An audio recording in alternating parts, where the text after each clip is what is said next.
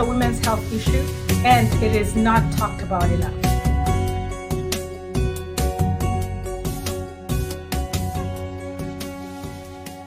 One data point. Men are transmitters of ActonTV. So could you please speak to the role of men in this? Yeah. Yeah, it's really important because it's one of those things that, men actually have a really critical role as well. So number one, yes, one of the risk factors we talked about, how you get cervical cancer, your sexual behavior really means that, that involves men.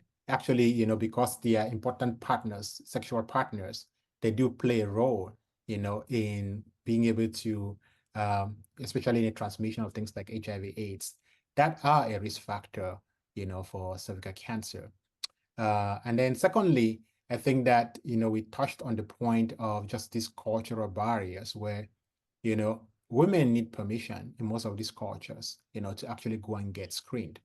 A very important pillar, of the process of being able to eliminate cervical cancer is that screening.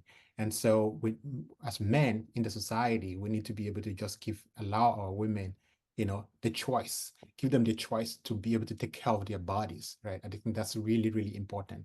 And then the vaccination as well, like, so that's, sometimes they are the ones who make the decision so that the girls get vaccinated. And there's a lot of, misinformation about the fact that you vaccinate the girls, you're going to sterilize them and stuff like that. So, which is not true. It's not borne by scientific evidence. And so men need to give that permission as heads of households in Africa as well for the girls, not only in Africa, but also in the United States. We see the cultural barriers here, so